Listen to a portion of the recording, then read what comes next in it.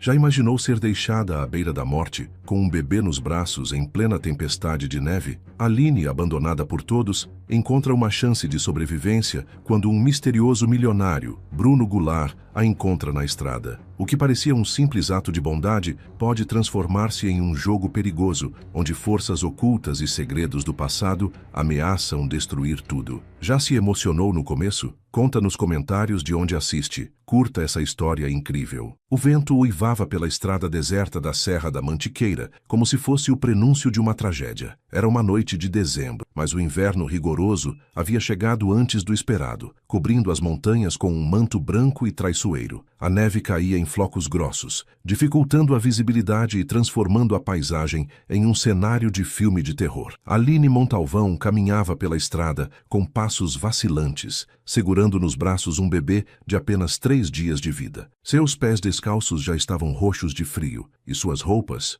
um vestido fino de hospital e um casaco rasgado que havia encontrado no lixo, ofereciam pouca proteção contra o clima inclemente. O bebê chorava baixinho, um choro fraco que partia o coração de qualquer um que pudesse ouvi-lo. "Por favor, meu amor, aguenta só mais um pouquinho", sussurrava Aline, beijando a testa do filho. Suas lágrimas se misturavam com os flocos de neve que caíam sobre seu rosto pálido. "A mamãe vai encontrar um lugar seguro para nós dois, eu prometo." Mas a verdade era que Aline não sabia para onde ir. Havia sido expulsa do hospital público após dar à luz, pois não conseguiu pagar as taxas médicas. Rodrigo Mendes, o pai da criança e herdeiro de uma família tradicional, havia negado a paternidade e, ainda por cima, havia subornado os funcionários do hospital para que ela fosse tratada como indigente. A enfermeira-chefe, uma mulher cruel chamada Dolores, havia literalmente jogado Aline na rua com o bebê nos braços, dizendo que gente como ela não merecia ocupar leito de hospital particular. O frio estava se intensificando e Aline sentia suas forças se esvaindo. Cada passo era uma luta contra a natureza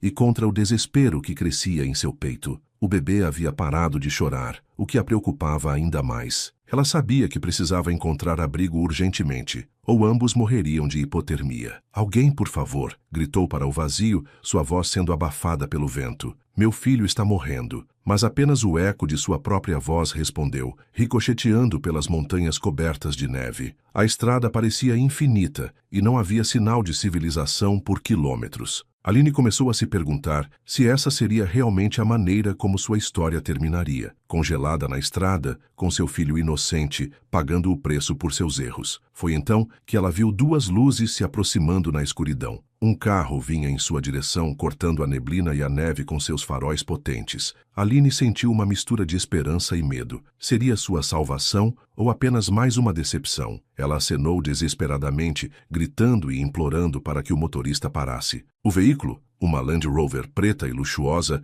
diminuiu a velocidade até parar completamente ao lado dela. A porta do motorista se abriu, e dela saiu um homem alto, de ombros largos, usando um casaco de lã caro. Mesmo na escuridão, Aline pôde ver que ele era jovem, talvez uns 30 e poucos anos, com feições marcantes e olhos penetrantes. "Meu Deus, o que está fazendo aqui no meio dessa tempestade?", perguntou o homem, sua voz revelando genuína preocupação. Ele se aproximou rapidamente, notando o bebê nos braços de Aline. "Vocês precisam de ajuda médica imediatamente." Bruno Goulart, pois era esse o nome do homem, não hesitou nem por um segundo. Ele tirou seu próprio casaco e envolveu Aline e o bebê. Depois os carregou para dentro do carro, ligando imediatamente o aquecedor no máximo. Aline estava em estado de choque, tremendo violentamente e murmurando palavras desconexas. "Está tudo bem agora", dizia Bruno, dirigindo em alta velocidade pela estrada coberta de neve. "Vou levá-los para um lugar seguro." "Como se chama?" "Ah, Aline", conseguiu gaguejar ela, abraçando o bebê com mais força. "E este é meu filho,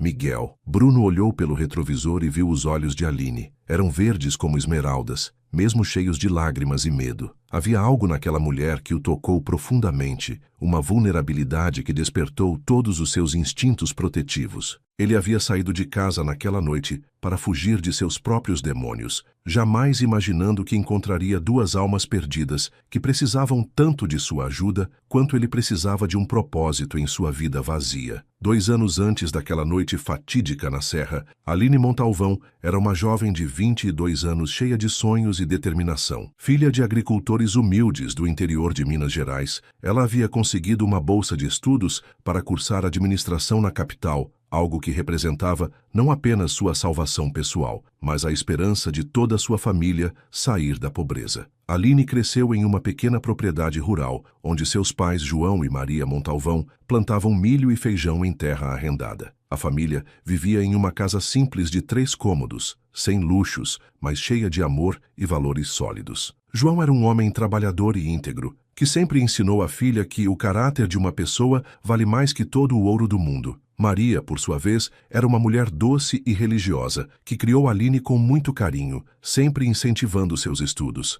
Minha filha, dizia Maria enquanto costurava a luz de vela para economizar energia, você é especial. Deus te deu uma mente brilhante e eu sei que você vai conseguir dar uma vida melhor para todos nós. E Aline realmente se destacava. Durante toda a escola, foi a melhor aluna da região, ganhando diversos prêmios acadêmicos. Quando conseguiu a bolsa para a universidade, foi uma festa em toda a comunidade. O pároco local até mesmo organizou uma missa de ação de graças, e todos os vizinhos contribuíram com o que podiam para ajudá-la a se estabelecer na capital. Na universidade, Aline era conhecida por sua dedicação aos estudos e sua personalidade carismática. Trabalhava meio período em uma lanchonete para se sustentar e ainda enviava parte do dinheiro para os pais. Seus professores a adoravam e ela estava no caminho certo para se formar com honras máximas. Foi durante o 3º ano da faculdade que Aline conheceu Rodrigo Mendes em uma festa de confraternização. Rodrigo era tudo o que ela não era: rico, mimado, acostumado a ter tudo na palma da mão. Filho de uma das famílias mais influentes da cidade, ele estudava direito, mais por obrigação familiar do que por vocação. Rodrigo era bonito, charmoso e sabia exatamente como conquistar uma moça inexperiente como Aline. Você é diferente de todas as garotas que eu conheço, dizia Rodrigo durante seus encontros secretos. Você tem substância, tem sonhos de verdade, isso me fascina. O romance foi intenso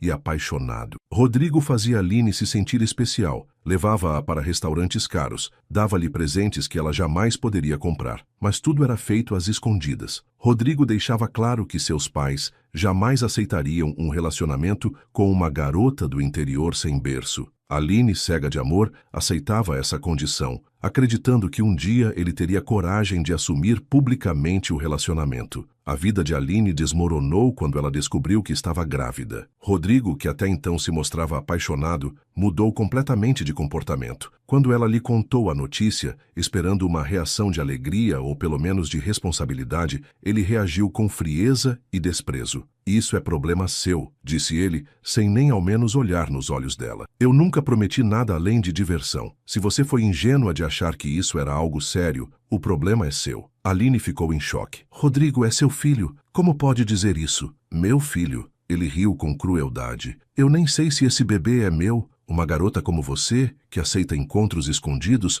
provavelmente anda com outros homens. A acusação foi como um tapa na cara. Aline, que havia se entregado completamente a Rodrigo, que havia sido virgem até conhecê-lo, sentiu seu mundo desabar, mas pior estava por vir. Rodrigo não apenas negou a paternidade, como também espalhou mentiras sobre ela na universidade, dizendo que ela era uma interesseira que tentava aplicar golpe do baú. A situação ficou insustentável. Os colegas de classe começaram a tratá-la com desprezo, sussurrando às suas costas. Seus professores, influenciados pelos comentários maldosos de Rodrigo e pressionados pela família Mendes, que fazia grandes doações à universidade, começaram a persegui-la academicamente. Suas notas inexplicavelmente começaram a cair, apesar de ela continuar se esforçando ao máximo. O golpe final veio quando Aline perdeu a bolsa de estudos. A coordenação do curso alegou baixo rendimento acadêmico e comportamento inadequado, mas ela sabia que eram apenas desculpas.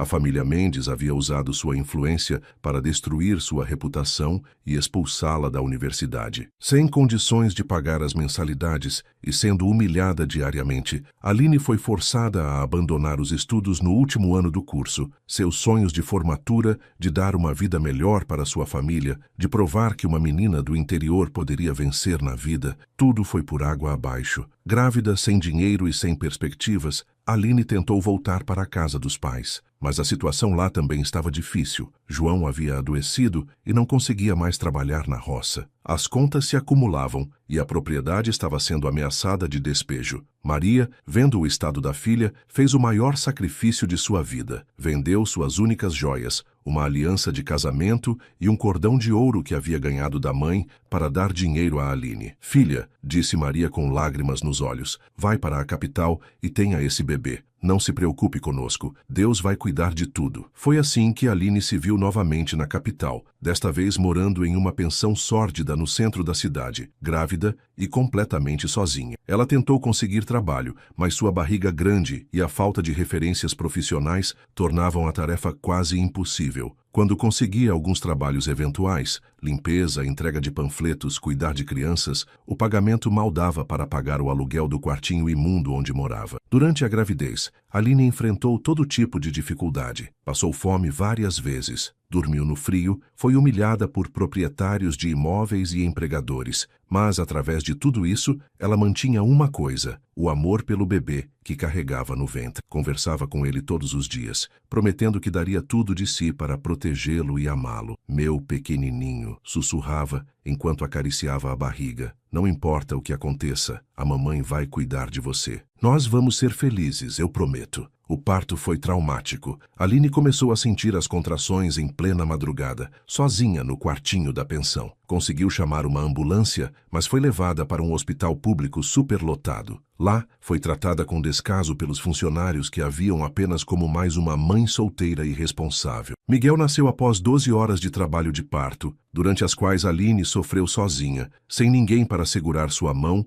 ou lhe dar palavras de encorajamento. Quando finalmente ouviu o choro do filho, sentiu que todo o sofrimento havia valido a pena. O bebê era perfeito, com olhos grandes e curiosos que pareciam entender toda a dor pela qual ela havia passado, mas a alegria durou pouco. No terceiro dia após o parto, Dolores, a enfermeira-chefe, entrou no quarto de Aline com uma expressão dura no rosto. "Senhorita Montalvão", disse ela sem nenhuma gentileza, "há uma pendência em sua conta. O hospital precisa receber o pagamento das taxas médicas, ou a senhora terá que liberar o leito." "Mas eu não tenho dinheiro agora", respondeu Aline, segurando Miguel contra o peito. "Posso fazer um acordo, pagar em parcelas. Isso não é problema nosso", retrucou Dolores. "Este é um hospital particular, não uma casa de caridade. A senhora tem 2 horas para resolver a situação ou terá que sair." Aline implorou, chorou, tentou explicar sua situação, mas Dolores permaneceu inflexível. Na verdade, ela havia sido subornada por Rodrigo Mendes para tornar a vida de Aline ainda mais difícil. Rodrigo queria ter certeza de que ela nunca mais apareceria em sua vida ou de sua família. Foi assim que Aline se viu na rua com um bebê de 3 dias nos braços, sem dinheiro, sem abrigo, sem esperança. Ela tentou procurar ajuda em abrigos e instituições de caridade, mas todas estavam lotadas ou tinham listas de espera intermináveis. Caminhou pelas ruas da capital por 2 dias, dormindo em praças e mendigando comida. No terceiro dia, completamente desesperada e vendo que Miguel estava ficando cada vez mais fraco, Aline tomou uma decisão drástica. Ela havia ouvido falar de uma cidade próxima à serra, onde havia um orfanato que cuidava bem das crianças. Talvez, se conseguisse chegar lá, pudesse deixar Miguel em segurança e depois encontrar um jeito de buscá-lo quando sua vida estivesse mais estável. Com os últimos trocados que tinha, Aline comprou uma passagem de ônibus até a cidade serrana, mas o ônibus quebrou no meio do caminho e os passageiros foram obrigados a descer. Sem dinheiro para outra passagem, ela decidiu seguir a pé. mesmo sabendo que era perigoso. Foi durante essa caminhada desesperada que a tempestade de neve a alcançou, e sua situação se tornou literalmente uma questão de vida ou morte. Se Bruno Goulart não tivesse aparecido naquela estrada deserta, Aline e Miguel certamente teriam morrido de frio antes do amanhecer. Mas quem era Bruno Goulart? E por que ele estava dirigindo sozinho pela serra em uma noite tão terrível? Bruno Goulart dirigia pela estrada serrana com o peso do mundo nos ombros. Aos 34 anos, ele era um dos empresários mais bem-sucedidos do país, dono de um império que incluía construtoras, hotéis de luxo e investimentos imobiliários. Mas todo esse sucesso financeiro não conseguia preencher o vazio que sentia em sua alma há mais de 2 anos. Naquela noite de dezembro, Bruno havia saído de sua mansão isolada na serra para uma de suas famosas fugas noturnas, momentos em que precisava escapar das memórias que o assombravam e dos fantasmas do passado que se recusavam a deixá-lo em paz. Ele não tinha destino específico, apenas dirigia pelas estradas montanhosas, tentando encontrar alguma paz interior que parecia cada vez mais distante. Bruno não nasceu rico. Filho de um operário e de uma costureira, cresceu em um bairro operário na periferia de São Paulo. Seus pais, Roberto e Carmen Goulart, eram pessoas simples e trabalhadoras que fizeram sacrifícios imensos para dar educação ao filho único. Roberto trabalhava em uma metalúrgica, cumprindo turnos duplos para pagar os estudos de Bruno em escolas particulares. Carmen costurava para fora até altas horas, seus dedos sempre machucados pelas agulhas, mas sempre com um sorriso nos lábios quando Bruno chegava da escola. "Meu filho", dizia Carmen enquanto ajudava Bruno com os deveres de casa, "você é nossa esperança. Estude bastante, porque a educação é a única coisa que ninguém pode tirar de você." E Bruno estudou como poucos. Era um aluno brilhante, especialmente em matemática e ciências exatas. Quando terminou o ensino médio, conquistou uma bolsa integral para cursar engenharia civil, em uma das melhores universidades do país. Seus pais choraram de alegria no dia da formatura, vendo que todos os sacrifícios haviam valido a pena. Após se formar, Bruno não perdeu tempo. Começou trabalhando em uma pequena construtora, mas logo percebeu que tinha visão para negócios maiores. Aos 25 anos, fundou sua própria empresa com um empréstimo que conseguiu usando a casa dos pais como garantia. O risco era enorme, mas Bruno tinha certeza de que daria certo. E deu. Em menos de 5 anos, a Goulart Construções se tornou uma das maiores empresas do setor. Bruno tinha um talento natural para identificar oportunidades de mercado e um perfeccionismo que garantia a qualidade de todos os seus empreendimentos. Ele construiu hotéis de luxo, condomínios exclusivos e complexos comerciais que se tornaram referência no país. Com o sucesso financeiro, Bruno pôde proporcionar aos pais a vida que eles sempre mereceram. Comprou uma casa linda em um bairro nobre, quitou todas as dívidas da família e garantiu que Roberto e Carmen nunca mais precisassem se preocupar com dinheiro. Ele mesmo se mudou para uma mansão espetacular na serra, um refúgio onde podia trabalhar e descansar longe do caos da cidade grande. Mas foi também nessa época de maior sucesso profissional que Bruno conheceu Helena Vasconcelos, uma arquiteta talentosa e sofisticada que trabalhava em seus projetos. Helena era tudo o que ele achava que queria em uma mulher: inteligente, bonita,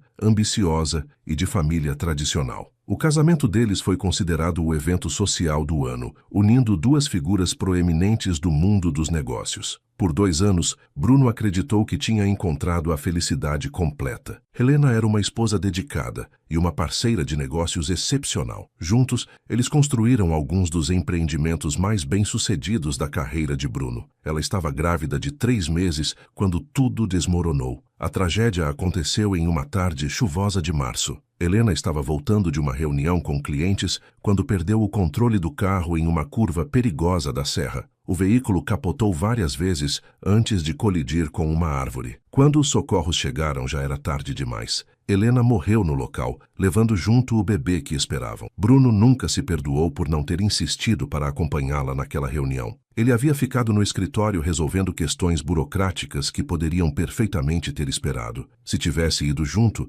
talvez pudesse ter dirigido o carro, talvez o acidente não tivesse acontecido, talvez Helena e o bebê ainda estivessem vivos. Após o funeral, Bruno entrou em uma depressão profunda. Parou de trabalhar, parou de sair de casa, parou de viver. Seus pais e amigos tentaram ajudá-lo, mas ele se fechou completamente para o mundo. A empresa continuou funcionando graças à competência de seus sócios e funcionários, mas Bruno não demonstrava mais nenhum interesse pelos negócios. Durante meses, ele viveu como um fantasma em sua própria casa. Bebia demais, dormia pouco e, quando não conseguia dormir, saía para dirigir pelas estradas da serra onde Helena havia morrido. Era como se ele estivesse tentando entender o que havia acontecido, ou talvez esperando que o mesmo destino o alcançasse. Foi exatamente isso que Bruno estava fazendo naquela noite de dezembro, quando encontrou Aline e Miguel na estrada. Ele havia saído de casa depois de mais uma noite insone, dirigindo sem rumo pelas montanhas cobertas de neve, quando viu a figura desesperada de uma mulher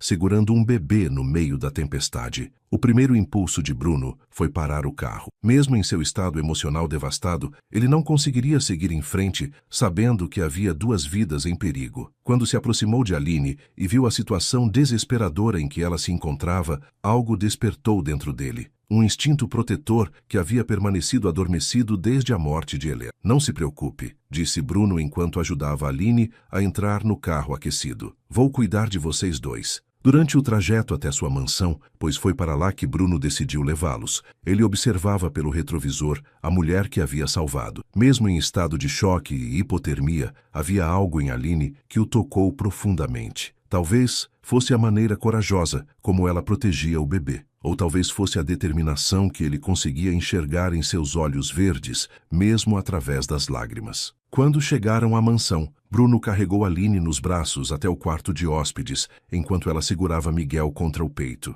Ele preparou um banho quente para ela, trouxe roupas limpas que haviam pertencido a Helena e preparou mamadeira e fraldas para o bebê, itens que ainda guardava do tempo em que esperava seu próprio filho. "Como posso agradecer?", perguntou Aline, quando finalmente conseguiu falar coerentemente, após ter se aquecido e alimentado Miguel. "O Senhor salvou nossas vidas." "Não precisa agradecer", respondeu Bruno, evitando olhar diretamente para ela. Havia algo na presença de Aline que mexia com ele de uma forma que não conseguia explicar. Qualquer pessoa faria a mesma coisa, mas isso não era verdade, e ambos sabiam. Muitos motoristas poderiam ter passado direto naquela noite terrível, fingindo não ver a mulher desesperada na estrada. Bruno havia parado porque, no fundo, reconhecia em Aline e Miguel a mesma dor e desamparo que ele sentia todos os dias desde a morte de Helena. Nos dias que se seguiram, Aline se recuperou rapidamente da hipotermia, mas Bruno insistiu que ela e Miguel ficassem na mansão até estarem completamente restabelecidos. A verdade era que ele não queria que eles fossem embora. Pela primeira vez em 2 anos, sua casa parecia viva novamente. O choro do bebê, as conversas gentis de Aline, a presença de outras pessoas na enorme mansão que havia se tornado um mausoléu de memórias tristes, tudo isso trazia uma luz que Bruno pensava ter perdido para sempre. Aline, por sua vez, estava em conflito. Era evidente que Bruno era um homem bom e generoso, mas ela havia aprendido da pior maneira possível a não confiar facilmente nos homens ricos. Rodrigo também havia se mostrado charmoso e protetor no início, antes de revelar sua verdadeira natureza cruel. Aline temia que Bruno pudesse estar sendo gentil apenas por pena, ou pior, que tivesse segundas intenções. Mas, conforme os dias passavam, ela começou a perceber que Bruno era genuinamente diferente. Ele tratava Miguel com um carinho paternal que a emocionava e conversava com ela como se suas opiniões realmente importassem. Mais importante ainda, ele nunca tentou se aproveitar de sua situação vulnerável ou fez qualquer tipo de avanço inadequado. "Por que está fazendo tudo isso por nós?", perguntou Aline uma noite, quando encontrou Bruno na varanda, olhando para as montanhas cobertas de neve. Bruno ficou em silêncio por um longo momento antes de responder. "Talvez porque vocês me lembrem que ainda existe bondade no mundo. Ou talvez porque cuidar de vocês me faça esquecer por alguns momentos que eu perdi tudo o que era importante para mim." Foi nesse momento que Aline percebeu que Bruno carregava uma dor tão profunda quanto a sua. Ela não sabia ainda qual era a natureza dessa dor, mas reconhecia os sinais de alguém que havia sofrido perdas imensas. Essa descoberta criou entre eles uma conexão silenciosa, uma compreensão mútua que ia além das palavras. Nas semanas que se seguiram, Bruno e Aline desenvolveram uma rotina doméstica natural. Ele trabalhava em seu escritório durante o dia, resolvendo questões pendentes da empresa por telefone e videoconferência, enquanto ela cuidava de Miguel e da casa. À noite jantavam juntos e conversavam sobre tudo, seus sonhos abandonados, seus medos, suas esperanças para o futuro. Bruno descobriu que Aline era uma mulher extraordinariamente inteligente e determinada. Mesmo tendo sofrido tanto, ela não havia perdido a esperança ou a gentileza. Ela falava sobre seus planos de retomar os estudos, de dar uma educação exemplar a Miguel, de reconstruir sua vida com dignidade. Essa força interior impressionava Bruno, que havia se deixado vencer pelo luto e pela autopiedade. Aline, por sua vez, viu em Bruno não apenas o homem bem-sucedido e generoso, mas também a alma ferida que se escondia por trás da fachada de controle. Ela percebia como ele olhava para Miguel com uma mistura de ternura e tristeza, como se o bebê representasse tanto a alegria que ele havia perdido, quanto a esperança de encontrar um novo propósito. Mas nem tudo era perfeito nesse refúgio temporário. Bruno ainda sofria com pesadelos sobre o acidente de Helena e, às vezes, acordava gritando no meio da noite. Aline, que ouvia tudo do quarto ao lado, respeitava sua dor sem fazer perguntas invasivas,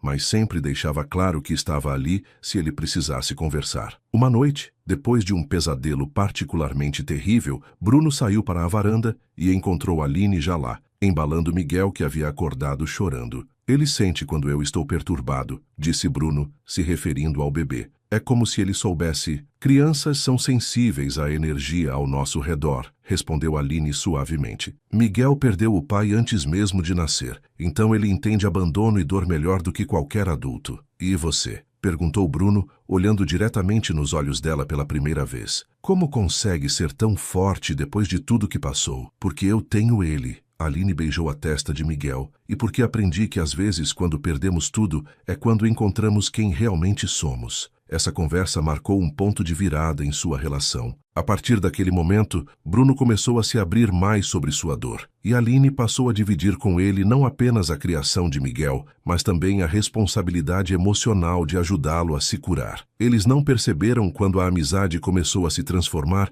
em algo mais profundo. Talvez tenha sido na manhã em que Bruno acordou com Miguel dormindo em seu peito, depois que Aline havia deixado o bebê com ele por alguns minutos. Ou talvez tenha sido na tarde em que Aline encontrou Bruno chorando no escritório, olhando fotos de Helena, e simplesmente ficou ao seu lado em silêncio, oferecendo sua presença como consolo. O que eles sabiam era que, sem perceber, haviam se tornado uma família. Uma família improvável, formada por acaso e circunstâncias trágicas, mas uma família mesmo assim. Bruno descobriu que cuidar de Aline e Miguel lhe dava o propósito que havia perdido, enquanto Aline encontrou em Bruno não apenas segurança e proteção, mas também uma conexão emocional que jamais havia experimentado, nem mesmo com Rodrigo. Mas como toda história de amor verdadeiro, a deles não seria simples. Forças externas logo começariam a ameaçar a paz que haviam encontrado juntos, e eles teriam que enfrentar não apenas seus próprios medos e inseguranças, mas também a crueldade de pessoas que não conseguiam aceitar que o amor verdadeiro pode surgir nos lugares mais inesperados. A paz que Bruno, Aline e Miguel haviam encontrado na mansão isolada durou exatamente 3 meses. Foi tempo suficiente para que os laços entre eles se fortalecessem profundamente, mas não o bastante para que estivessem preparados para a tempestade que estava prestes a desabar sobre suas vidas. Tudo começou quando Clara Mendes, mãe de Rodrigo, recebeu uma ligação anônima informando que Aline Montalvão estava morando com um homem rico na Serra. Clara era uma mulher de 60 anos, fria e calculista, que havia construído sua posição social através de casamentos estratégicos e manipulação. Ela não podia permitir que uma aventureira como Aline conseguisse se estabelecer socialmente, especialmente se isso significasse que ela poderia um dia voltar para atormentar sua família com questões de paternidade. Descobri onde está aquela vagabunda, disse Clara ao filho durante um jantar formal em sua mansão. Ela conseguiu se infiltrar na vida de Bruno Goulart, o empresário da construção civil. Isso não pode continuar. Rodrigo, agora formado e trabalhando no escritório de advocacia da família, havia quase esquecido de Aline. Ele estava noivo de Patrícia Albuquerque, filha de um juiz influente, e sua vida seguia exatamente como planejado pelos pais. A notícia sobre Aline o deixou nervoso, não por ciúmes ou arrependimento, mas por medo de que ela pudesse de alguma forma interferir em seus planos futuros. Mãe, eu já disse que não tenho nada a ver com essa história, respondeu Rodrigo, ajustando nervosamente a gravata. Ela que prove se o filho é meu, coisa que nunca conseguirá fazer. Não seja ingênuo, Rodrigo, retrucou Clara com frieza. Essa mulher agora tem acesso a recursos. Se Bruno Goulart resolver apoiá-la, ela pode contratar advogados competentes, fazer exame de DNA, causar um escândalo que arruinaria nossa reputação. Não posso permitir isso. A estratégia de Clara foi meticulosamente calculada. Primeiro, ela contratou um detetive particular para investigar a vida de Bruno Goulart e encontrar informações que pudessem ser usadas contra ele. O que descobriu superou suas expectativas. Bruno era viúvo, ainda em luto pela esposa morta, e havia se isolado do mundo dos negócios. Isso o tornava vulnerável a manipulações psicológicas. Em seguida, Clara acionou seus contatos na alta sociedade para espalhar rumores sobre Aline. Ela orquestrou uma campanha de difamação sutil, mas eficaz, fazendo circular a informação de que uma mulher de má reputação havia se infiltrado na vida do empresário enlutado, aproveitando-se de sua vulnerabilidade emocional para conseguir vantagens financeiras. O primeiro sinal de que algo estava errado chegou através de Marcos Pereira, o advogado e melhor amigo de Bruno desde a época da universidade. Marcos apareceu na mansão em uma tarde chuvosa de março, com uma expressão preocupada no rosto. "Bruno, precisamos conversar", disse Marcos, olhando discretamente para Aline, que brincava com Miguel na sala de estar. "É sobre sua situação atual." Bruno levou o amigo para seu escritório particular, onde Marcos não perdeu tempo em ir direto ao ponto. "Estão falando de você na cidade", disse Marcos, claramente desconfortável com a conversa. "Dizem que você está sendo manipulado por uma mulher que está se aproveitando de seu estado emocional." "Que mulher?" perguntou Bruno, embora já soubesse a resposta. "Aline." "Bruno, eu não sei o que está acontecendo aqui, mas as pessoas estão comentando que você perdeu o juízo, que está sendo usado por uma aventureira que apareceu do nada." Bruno sentiu a raiva subir pela garganta. "Marcos, você me conhece há 15 anos. Acredita mesmo que eu seria capaz de me deixar manipular por qualquer pessoa?" "Claro que não", respondeu Marcos rapidamente. "Mas você tem que entender que sua reputação está em jogo. Seus investidores estão nervosos, seus sócios estão preocupados. Se essa situação não for esclarecida, pode afetar seus negócios." "E que situação é essa exatamente?" Bruno cruzou os braços, desafiando o amigo a ser mais direto. "Bruno, você está morando com uma mulher solteira com um bebê poucos meses depois de perder Helena. Para o mundo exterior, isso parece inadequado." A conversa continuou por mais de 1 hora, com Marcos tentando convencer Bruno a reconsiderar a situação e Bruno defendendo veementemente Aline e Miguel. Quando o advogado finalmente foi embora, Bruno estava perturbado e confuso. Pela primeira vez desde que conhecera Aline, começou a questionar se não estava realmente sendo precipitado. Aline percebeu imediatamente a mudança no comportamento de Bruno. Ele se tornou mais distante, menos carinhoso e passou a trabalhar até mais tarde em seu escritório para evitar os momentos de intimidade familiar que haviam se tornado tão preciosos para eles. "Aconteceu alguma coisa?" perguntou Aline uma noite, quando encontrou Bruno na cozinha bebendo uísque sozinho. "Nada que você precise se preocupar", respondeu ele secamente, sem olhar para ela. "Bruno, se fiz algo errado, por favor me diga. Miguel e eu podemos ir embora se nossa presença está causando problemas." Foi essa oferenda que quebrou a resistência de Bruno. Ele contou a Aline sobre a conversa com Marcos, sobre os rumores que circulavam, sobre as pressões que estava sofrendo para resolver a situação. "Então é isso", disse Aline, com lágrimas nos olhos. "As pessoas acham que sou uma interesseira que está se aproveitando de você." "Eu não acredito nisso", disse Bruno rapidamente, mas sua voz não soava convincente nem para ele mesmo. "Não?" Aline o encarou diretamente. "Então por que está agindo como se eu fosse uma estranha? Por que não consegue mais me olhar nos olhos?" Bruno não soube o que responder porque, no fundo, as palavras de Marcos haviam plantado uma semente de dúvida em sua mente. Não sobre o caráter de Aline, ele conhecia sua bondade e integridade, mas sobre suas próprias motivações. Seria possível que estivesse se apegando a ela e Miguel apenas como uma forma de fugir da dor da perda de Helena? Estaria sendo justo com todos os envolvidos? A situação piorou quando Clara Mendes decidiu partir para o ataque direto. Ela apareceu na mansão de Bruno em uma manhã de segunda-feira, dirigindo uma Mercedes prata e acompanhada por Rodrigo e 2 seguranças particulares. Aline estava no jardim com Miguel quando viu os carros se aproximando. Seu sangue gelou quando reconheceu Rodrigo saindo do veículo. Ela pegou o bebê no colo e correu para dentro da casa, gritando por Bruno. Bruno, Bruno, por favor, venha aqui, é o Rodrigo. Bruno desceu as escadas correndo e encontrou Aline tremendo na sala de estar, segurando Miguel contra o peito, como se tentasse protegê-lo de um perigo invisível. Quem é Rodrigo? Perguntou Bruno, embora a expressão no rosto de Aline já lhe desse uma ideia da resposta. O pai de Miguel, sussurrou Aline. O homem que me abandonou. Bruno, por favor, não deixe ele me levar daqui. Antes que Bruno pudesse responder, a campainha tocou insistentemente. Quando ele abriu a porta, encontrou uma mulher elegante de meia idade, acompanhada por um jovem bem vestido que era claramente de família rica. Senhor Goulart, disse Clara com um sorriso falso, meu nome é Clara Mendes e este é meu filho Rodrigo. Viemos buscar nosso neto. Seu neto? Bruno olhou para Rodrigo, que evitava seu olhar. Sim, continuou Clara. Soubemos que a mãe da criança está morando aqui com o senhor. Viemos resolver essa situação de forma civilizada. Não existe situação nenhuma para resolver, respondeu Bruno firmemente. Aline e Miguel são meus convidados e não vão a lugar nenhum contra a vontade dela. Senhor Goulart, a voz de Clara se tornou mais dura. Creio que o senhor não entende a gravidade da situação. Essa mulher sequestrou nosso neto. Temos direitos legais sobre a criança. Sequestrou? Bruno estava incrédulo. Rodrigo, é verdade que você é o pai de Miguel? Rodrigo finalmente falou, sua voz trêmula e insegura.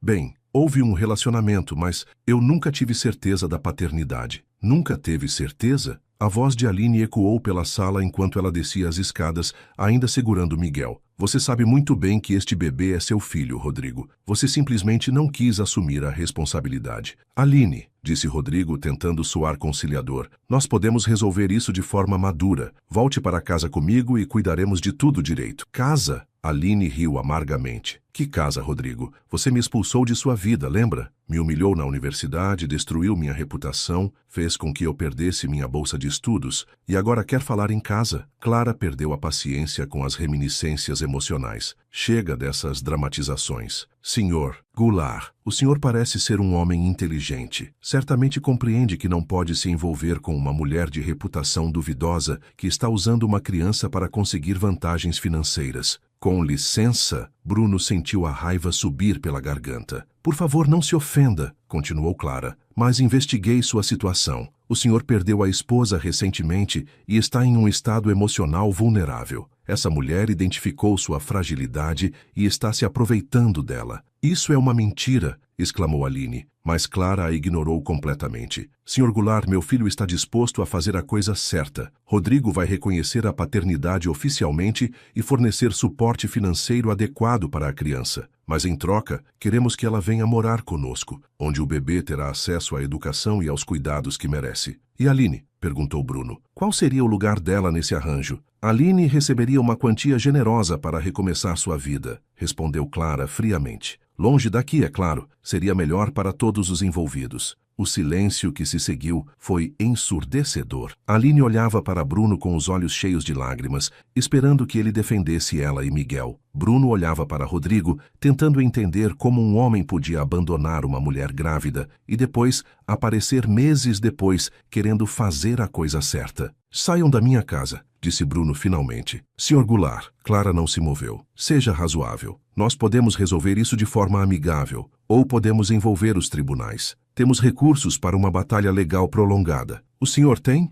A ameaça era clara. Clara estava usando sua influência e seus recursos para chantagear Bruno, forçando-o a entregar Aline e Miguel. Estão me ameaçando? Perguntou Bruno, sua voz perigosamente baixa. Estamos oferecendo uma solução civilizada, respondeu Clara. Mas se o senhor insistir em se intrometer em assuntos de família, teremos que tomar medidas mais assertivas. Foi então que Rodrigo cometeu o erro que mudou tudo. Talvez por nervosismo, talvez por arrogância, ele decidiu ser mais direto do que a mãe. Bruno, disse ele, usando o primeiro nome como se fossem amigos, vou ser honesto com você. Aline sempre foi uma mulher fácil. Na universidade, ela tinha uma reputação de se envolver com homens mais velhos em troca de favores. É provável que esse bebê nem seja meu, mas estou disposto a assumir a responsabilidade para evitar escândalos. O que aconteceu a seguir foi algo que ninguém esperava. Aline, que até então havia permanecido calada e assustada, explodiu em uma fúria que surpreendeu a todos. Seu mentiroso nojento! Gritou ela,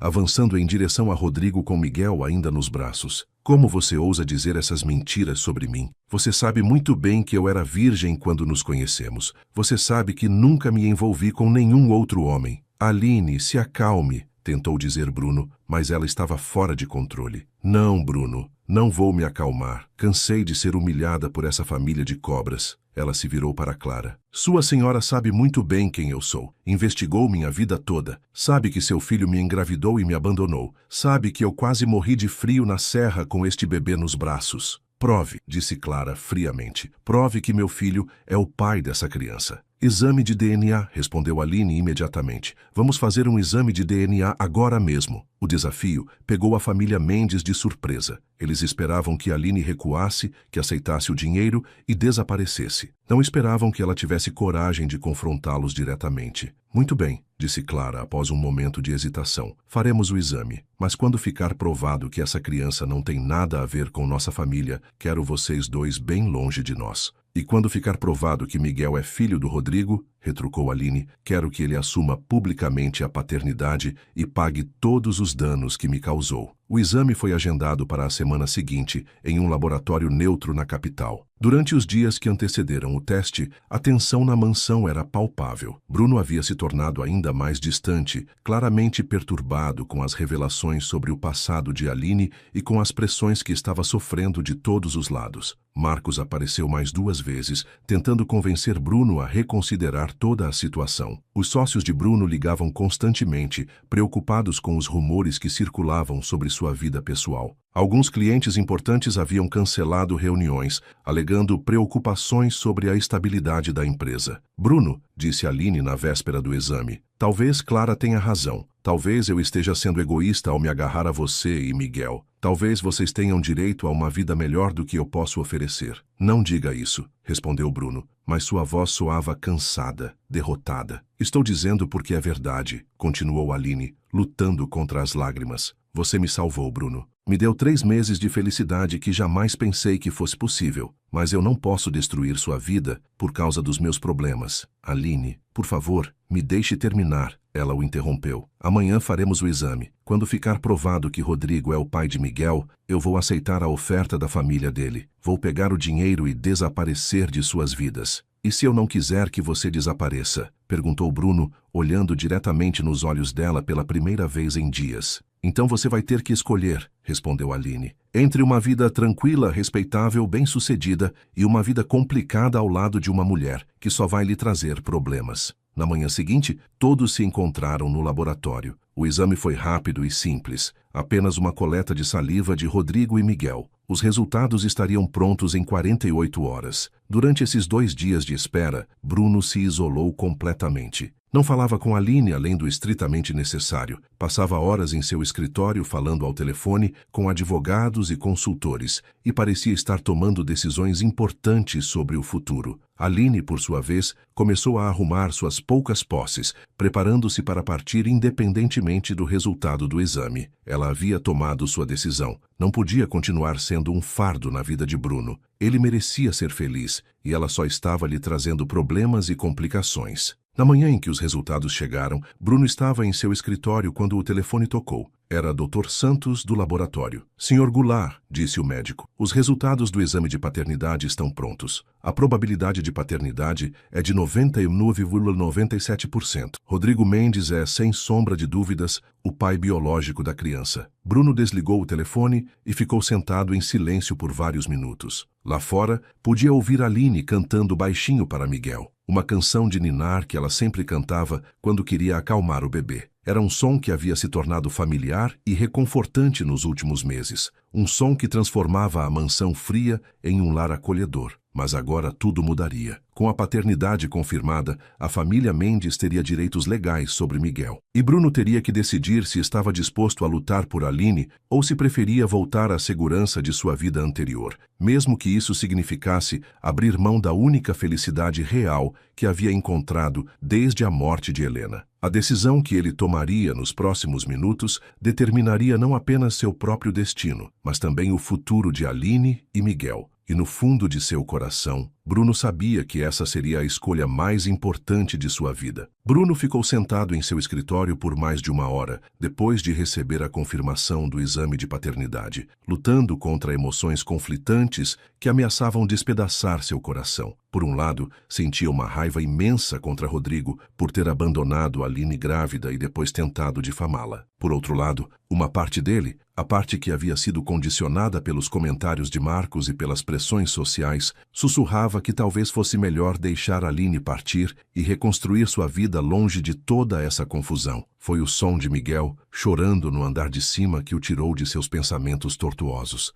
Nos últimos 3 meses, Bruno havia se acostumado a correr para acalmar o bebê sempre que ele chorava, sentindo uma necessidade visceral de proteger e cuidar da criança como se fosse seu próprio filho. Hoje, porém, ele permaneceu sentado, deixando que Aline lidasse sozinha com a situação. Mas o choro continuava, e depois de alguns minutos, Bruno ouviu a voz de Aline, embargada pelas lágrimas, tentando acalmar Miguel. Era evidente que ela também estava chorando, provavelmente antecipando a separação que estava por vir. O som da dor de ambos, da mulher que ele havia aprendido a amar e da criança que considerava seu filho, finalmente quebrou a resistência de Bruno. Ele subiu as escadas lentamente, encontrando Aline sentada na cama do quarto de hóspedes, balançando Miguel nos braços, enquanto lágrimas silenciosas escorriam por seu rosto. Suas poucas posses estavam arrumadas em uma mala pequena ao lado da cama, um lembrete visual de que ela estava se preparando para partir. O resultado chegou, disse Bruno da porta, sua voz soando mais dura do que pretendia. Aline olhou para ele com olhos vermelhos de tanto chorar.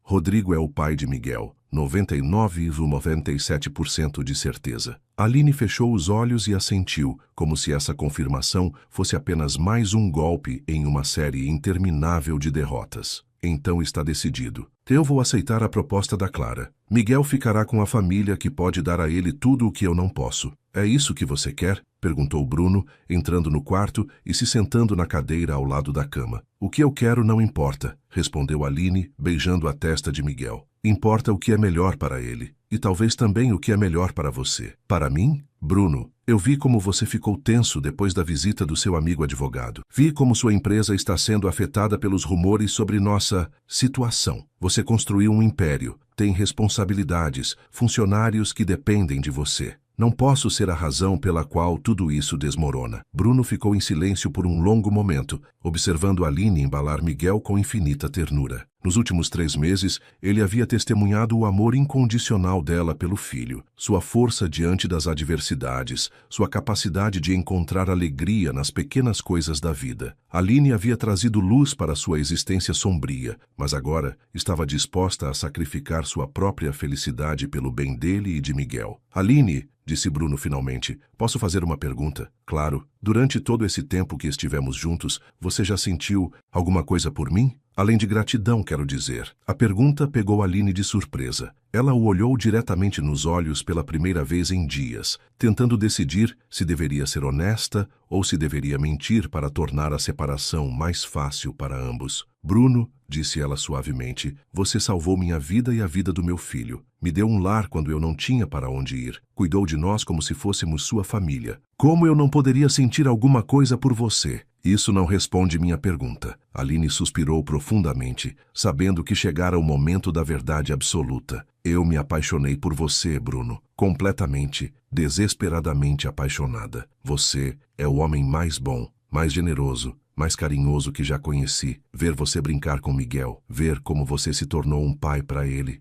isso me fez amar você ainda mais. Então por que está tão disposta a ir embora? Porque amor verdadeiro às vezes significa deixar a pessoa ir, respondeu Aline, as lágrimas voltando a escorrer. Porque eu te amo demais para ser a causa da sua ruína. E porque Miguel merece crescer em uma família estável, não no meio de um escândalo social. As palavras de Aline atingiram Bruno como um soco no estômago. Ele havia passado os últimos dias se questionando sobre seus próprios sentimentos, sobre suas motivações, sobre o que era real e o que era apenas uma fuga da dor. Mas ouvir Aline confessar seu amor de forma tão pura e desinteressada fez com que todas as suas dúvidas desaparecessem instantaneamente. E se eu disser que não quero que você vá embora? Perguntou Bruno, levantando-se da cadeira e se aproximando da cama. Então eu diria que você está sendo emocional e não racional, respondeu Aline, tentando manter o controle sobre suas emoções. E se eu disser que também me apaixonei por você? Que nos últimos 3 meses, pela primeira vez desde a morte de Helena,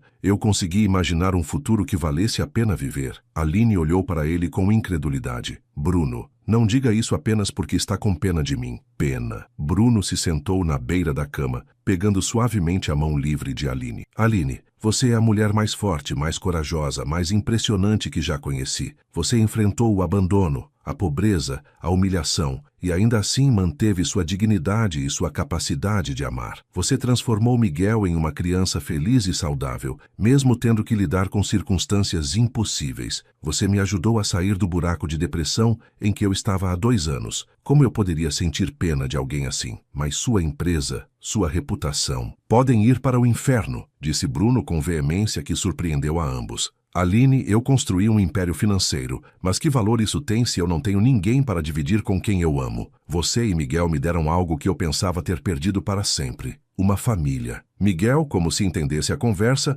parou de chorar e olhou para Bruno com seus olhos grandes e curiosos. O bebê esticou uma mãozinha pequena em direção a Bruno, como havia feito centenas de vezes nos últimos meses. Instintivamente, Bruno pegou a mão pequena com seu dedo, sentindo o aperto familiar que sempre derretia seu coração. Ele te ama, disse Aline, observando a interação entre Bruno e Miguel. Desde o primeiro dia, ele te tratou como pai. E eu o amo como se fosse meu filho, respondeu Bruno. Na verdade, ele é meu filho, não biologicamente, mas em todos os aspectos que realmente importam. Aline não conseguiu mais conter as lágrimas. Bruno, eu quero ficar. Deus sabe o quanto eu quero ficar. Mas Clara Mendes não vai desistir. Ela vai tornar nossas vidas um inferno. Vai usar todos os recursos que tem para nos separar. Então vamos dar a ela uma guerra que ela não estava esperando, disse Bruno, sua voz assumindo um tom determinado que Aline não havia ouvido antes. O que você quer dizer? Bruno se levantou e começou a andar pelo quarto, claramente formulando um plano. Aline, você conhece a família Mendes melhor do que eu. Eles são realmente tão poderosos quanto fingem ser? Clara se casou com um empresário rico, mas ele morreu há 10 anos. A fortuna da família vem principalmente de heranças antigas e investimentos conservadores. Rodrigo trabalha no escritório de advocacia da família, mas nunca demonstrou muito talento para os negócios. E a reputação deles na sociedade. Clara é respeitada nos círculos sociais tradicionais, mas ela é também conhecida por ser fria e manipuladora. Muitas pessoas a respeitam mais por medo do que por admiração. Bruno parou de andar e olhou diretamente para Aline. E se eu disser que tenho uma ideia que pode resolver todos os nossos problemas de uma vez? Que ideia? Primeiro, vamos nos casar, oficialmente e legalmente na frente de toda a sociedade. Aline ficou boquiaberta. Bruno, você não pode estar falando sério. Estou falando sério. Aline Montalvão, você quer se casar comigo?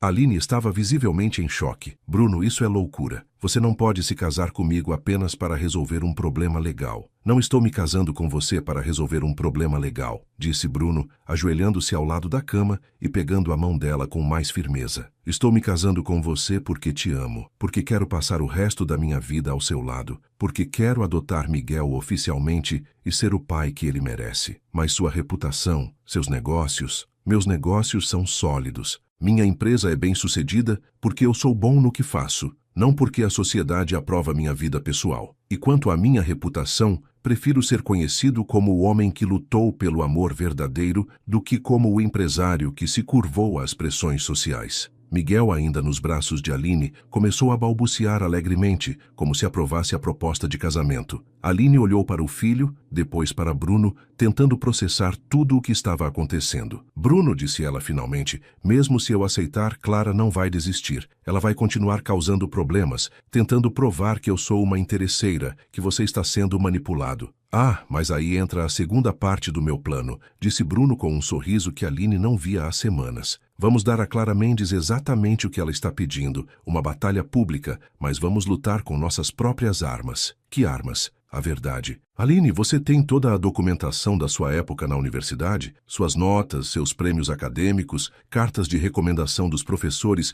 antes de Rodrigo começar a influenciá-los? Tenho algumas coisas na casa dos meus pais. Ótimo. E eu tenho algo melhor ainda. Um detetive particular muito competente que trabalha para minha empresa. Vou colocá-lo para investigar a fundo a família Mendes. Se eles têm esqueletos no armário, e tenho certeza de que têm, vamos expô-los publicamente. Bruno, isso soa perigoso e vingativo. Não é vingança, Aline, é justiça. Clara quer usar seu dinheiro e influência para nos intimidar, então vamos mostrar a ela que duas pessoas podem jogar esse jogo. Aline ficou em silêncio por vários minutos, olhando para o filho que dormia tranquilamente em seus braços. Miguel era uma criança feliz e saudável, cercada de amor e cuidado. Ele tinha em Bruno um pai verdadeiro, que o amava incondicionalmente. A renúncia oficial de Rodrigo significaria que essa paternidade verdadeira seria também legal. Rodrigo, disse ela finalmente, eu aceito sua renúncia aos direitos parentais, não por vingança ou por dinheiro, mas porque acredito sinceramente que Miguel ficará melhor sendo criado por Bruno. Quanto ao pedido de desculpas público, só aceito se for genuíno, não apenas uma estratégia legal. É genuíno, respondeu Rodrigo imediatamente. Aline, eu passei 2 anos tentando convencer a mim mesmo de que você era uma interesseira, que estava tentando me prejudicar. Mas a verdade é que você nunca pediu nada além de que eu assumisse minha responsabilidade, e eu fui covarde demais para fazer isso. Rodrigo assinou os papéis de renúncia ali mesmo, na presença de Bruno e Aline. Depois se levantou para sair, mas se voltou uma última vez antes de chegar à porta. Bruno, disse ele, cuide bem deles. Você tem algo precioso que eu fui idiota demais para valorizar. Pode ter certeza de que vou cuidar, respondeu Bruno,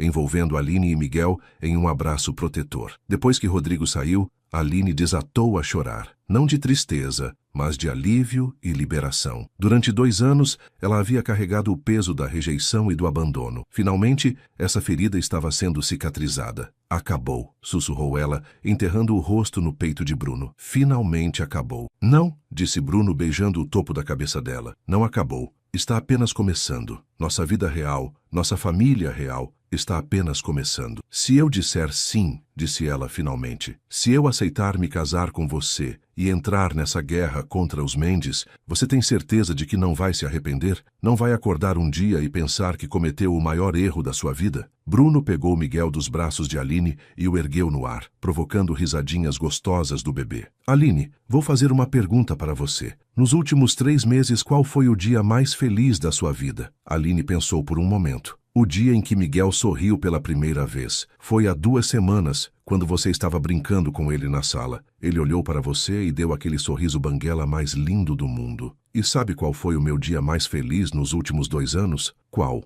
O mesmo dia. Porque quando Miguel sorriu para mim, eu soube que havia encontrado minha família. E quando vi você rindo e chorando de alegria ao mesmo tempo, eu soube que havia encontrado a mulher com quem quero envelhecer. As palavras de Bruno foram como um bálsamo para o coração ferido de Aline. Durante toda a sua vida, ela havia sonhado em encontrar alguém que a amasse, não apesar de suas imperfeições, mas incluindo elas. Alguém que não visse Miguel como um fardo, mas como uma bênção. Alguém que estivesse disposto a lutar por eles quando o mundo inteiro parecesse estar contra eles. Sim, disse ela, sua voz baixinha, mas firme. Sim, eu quero me casar com você, Bruno Goulart. Bruno colocou Miguel de volta nos braços de Aline e a beijou suavemente. Um beijo cheio de promessas e esperança. Era o primeiro beijo deles, um marco que selava não apenas seu amor, mas também sua aliança contra as adversidades que estavam por vir. Agora, disse Bruno com energia renovada, vamos começar a trabalhar. Primeiro, vou ligar para o pastor da igreja que Helena e eu frequentávamos. Vamos marcar o casamento para a próxima semana. Tão rápido assim? Quanto mais rápido, melhor. Depois que estivermos casados, Clara não poderá usar mais o argumento de que você está se aproveitando de mim. E eu poderei iniciar o processo de adoção do Miguel oficialmente. E a investigação sobre os Mendes. Já estava pensando nisso mesmo antes de você aceitar meu pedido. Marcos pode ser super protetor, mas ele também é um advogado excelente e tem conexões com os melhores investigadores do país. Vou colocá-lo para trabalhar imediatamente. Os próximos dias foram um turbilhão de atividades. Bruno mobilizou todos os seus recursos para organizar um casamento pequeno mas elegante, enquanto, simultaneamente, iniciava uma investigação discreta mas abrangente sobre a família Mendes. Aline, por sua vez, entrou em contato com seus pais para contar sobre os novos desenvolvimentos e pedir que enviassem seus documentos acadêmicos da época da universidade. A reação de João e Maria Montalvão foi de alegria e alívio. Durante meses, eles haviam se culpado por não terem conseguido ajudar a filha quando ela mais precisava. Saber que ela havia encontrado não apenas segurança, mas também amor verdadeiro, foi como um presente de Deus. Filha, disse Maria durante uma ligação telefônica emocionada, desde que você era pequena, eu rezava para que Deus enviasse um homem bom para cuidar de você.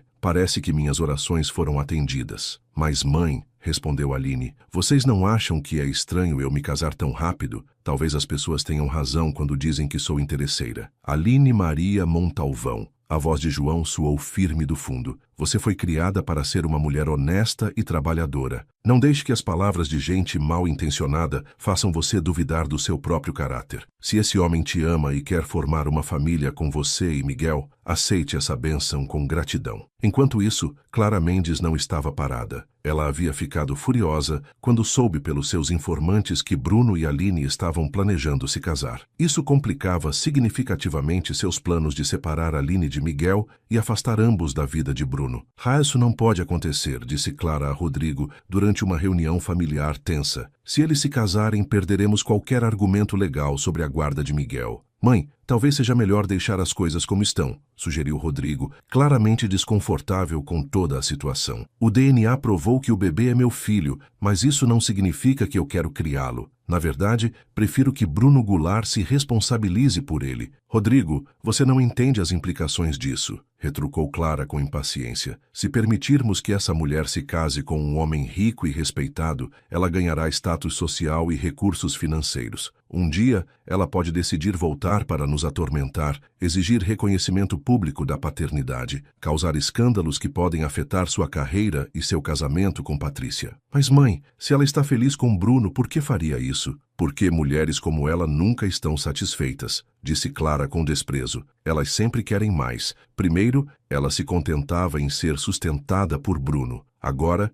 quer se casar com ele. Amanhã, vai querer que Rodrigo reconheça publicamente a paternidade para dar ao filho o nome da família Mendes. Clara estava parcialmente certa em suas preocupações, mas por razões erradas. Aline realmente não estava disposta a deixar as coisas como estavam, mas não por ganância ou ambição social. Ela queria justiça, queria que Rodrigo assumisse publicamente sua responsabilidade não por dinheiro ou status, mas para que Miguel crescesse sabendo que seu pai biológico havia finalmente feito a coisa certa. A investigação comandada por Bruno começou a dar frutos já na primeira semana. Marcos Silva, o detetive particular contratado por Bruno, era um ex-policial federal conhecido por sua eficiência e discrição. Em poucos dias, ele havia descoberto informações surpreendentes sobre a família Mendes. Sr. Goulart, disse Marcos durante uma reunião reservada no escritório de Bruno, o que descobri sobre Clara Mendes é mais interessante do que imaginávamos. Continue. Primeiro,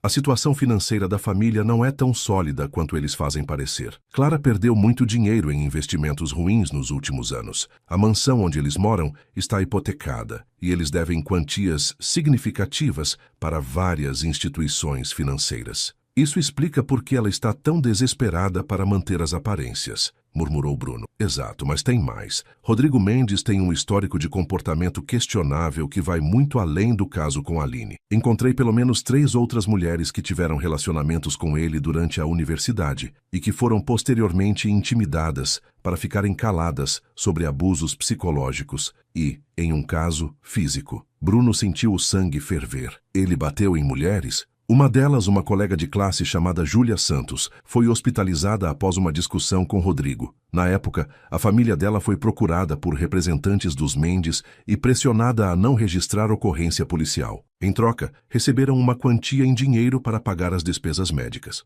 Temos como comprovar isso. Júlia ainda mora na cidade e concordou em dar depoimento. Ela guarda todas as notas fiscais do hospital e tem fotos dos ferimentos. Aparentemente, ela nunca superou completamente o trauma e ficou feliz em saber que, finalmente, alguém estava investigando Rodrigo. E quanto a Clara? Clara é conhecida nos círculos sociais por usar chantagem emocional e financeira para conseguir o que quer. Ela já foi processada 2 vezes por difamação, uma vez por uma ex-empregada doméstica que ela acusou falsamente de roubo e outra vez por uma vizinha com quem teve uma disputa sobre propriedade. Nos 2 casos, ela foi condenada a pagar indenizações, mas conseguiu abafar os processos na mídia usando suas conexões. Perfeito, disse Bruno, um plano se formando em sua mente. Marcos, preciso que você documente tudo isso oficialmente. Vamos precisar de provas sólidas. Já estou providenciando. Mas, Sr. Goulart, devo avisá-lo de que Clara Mendes também está investigando o senhor. Ela contratou um investigador particular para tentar encontrar algo comprometedor em sua vida.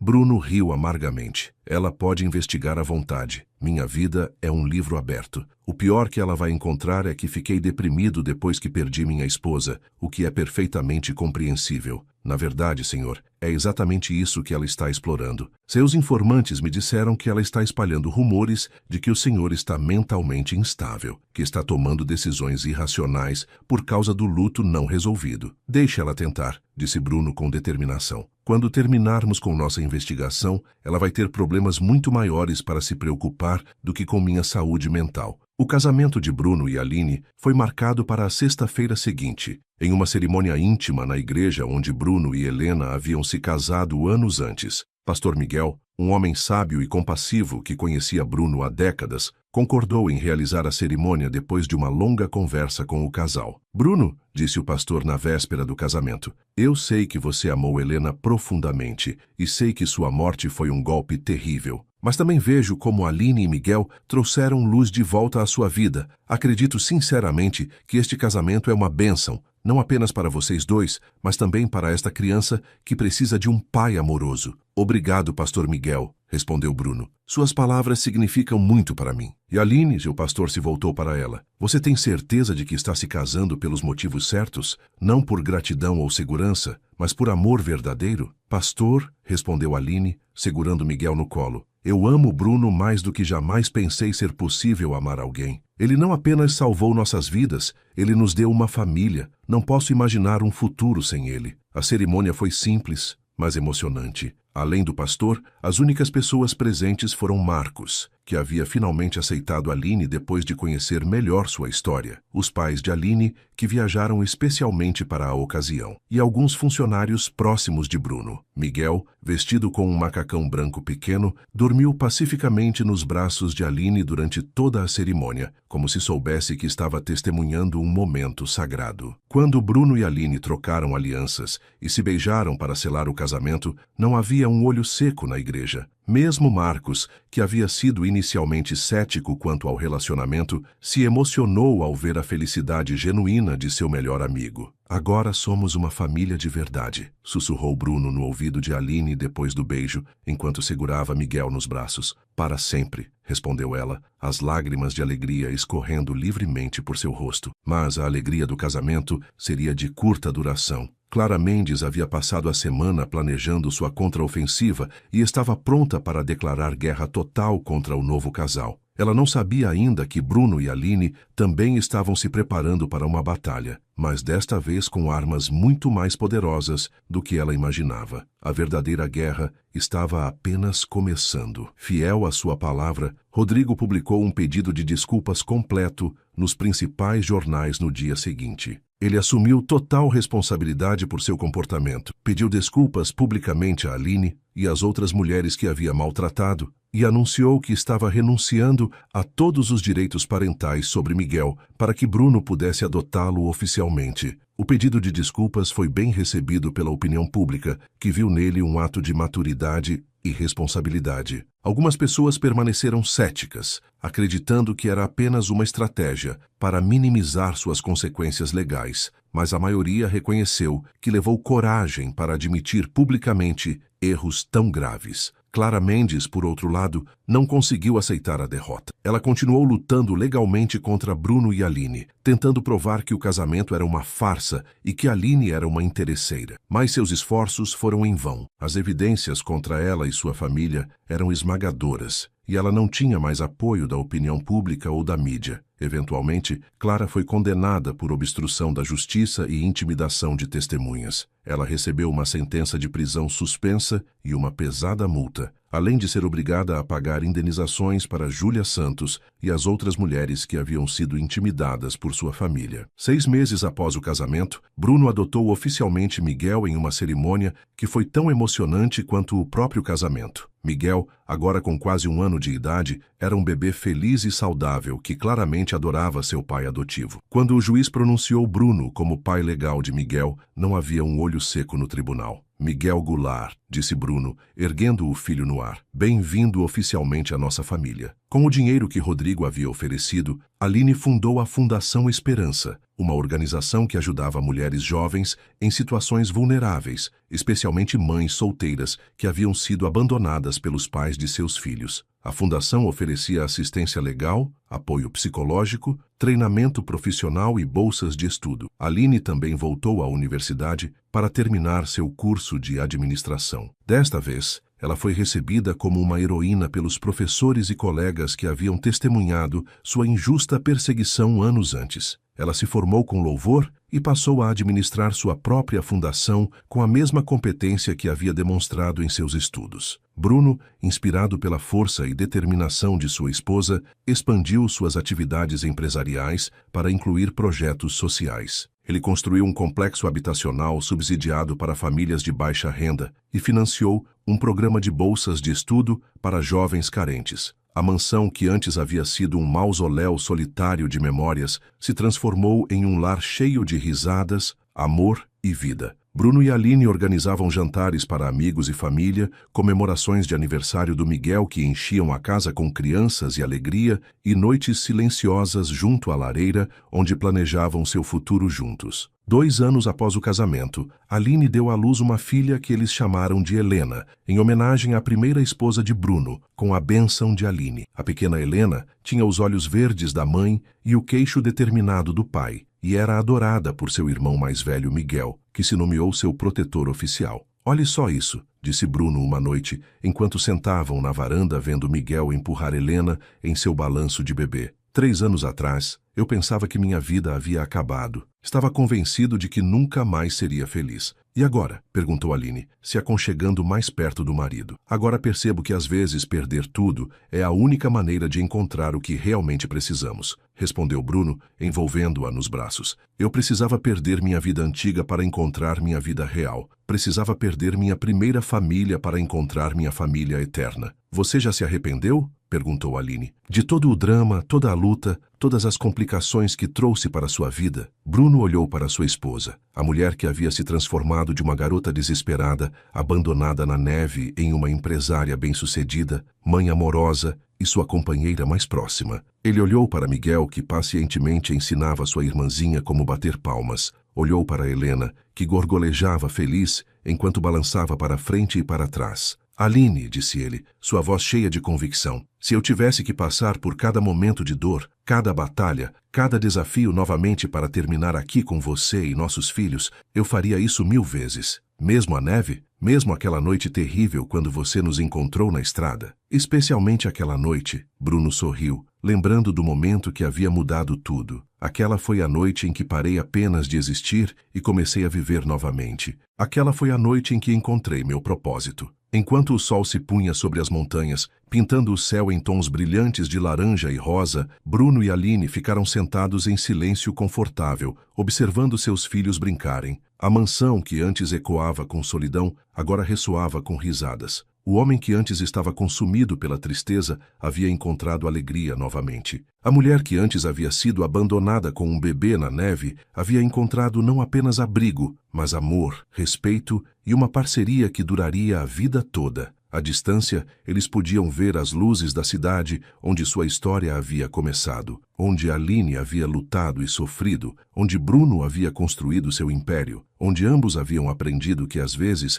as histórias de amor mais belas começam nos momentos mais sombrios. Então, no que você está pensando? Perguntou Aline, notando a expressão contemplativa no rosto de Bruno. Estou pensando sobre destino, ele respondeu. Sobre quantas coisas tinham que dar exatamente certo e exatamente errado para nos encontrarmos. Se Helena não tivesse morrido, se você não tivesse sido abandonada por Rodrigo, se não tivesse nevado naquela noite específica, se eu não tivesse decidido dirigir pelas montanhas, você acredita que foi destino? Eu acredito, disse Bruno pegando a mão dela e entrelaçando os dedos, que o universo tem uma maneira de juntar as pessoas que mais precisam uma da outra, mesmo quando elas não percebem que precisam uma da outra. Miguel correu até eles, seu rosto corado de tanto brincar. Papai, mamãe, gritou ele, usando as palavras que nunca falhavam em aquecer seus corações. Helena disse sua primeira palavra. O que ela disse? Perguntou Aline, pegando a filha no colo. Ela disse amor, anunciou Miguel orgulhosamente. Bruno e Aline se entreolharam e riram.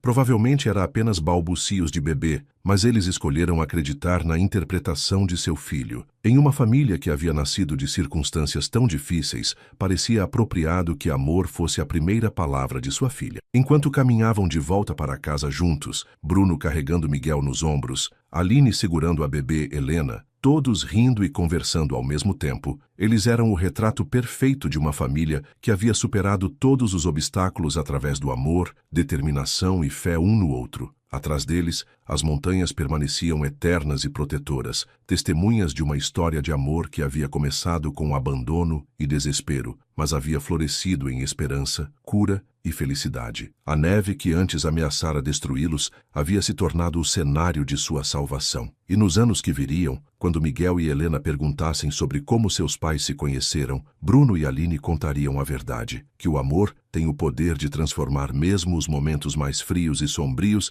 em algo belo, e que às vezes se perder em uma tempestade de neve é exatamente o que você precisa para encontrar o caminho de casa. Esta é uma história sobre segundas chances, sobre como o amor verdadeiro pode surgir nos momentos mais inesperados e sobre a coragem necessária para lutar pelo que é certo. Aline e Bruno provaram que não importa o quão escuro seja o inverno da nossa vida, sempre existe a possibilidade de uma nova primavera, desde que estejamos dispostos a abrir nosso coração para o amor e nossa mente para as possibilidades infinitas que a vida nos oferece. Que a história deles inspire todos nós a nunca desistir da esperança, mesmo quando o caminho parece impossível de percorrer, porque às vezes, quando perdemos tudo o que pensávamos que queríamos, finalmente encontramos tudo o que realmente precisávamos, que era arriscado demais, que eles poderiam acabar perdendo tudo. Mas a parte do seu coração que havia aprendido a confiar em Bruno sussurrava que talvez, pela primeira vez na vida, ela tivesse encontrado alguém disposto a lutar por ela.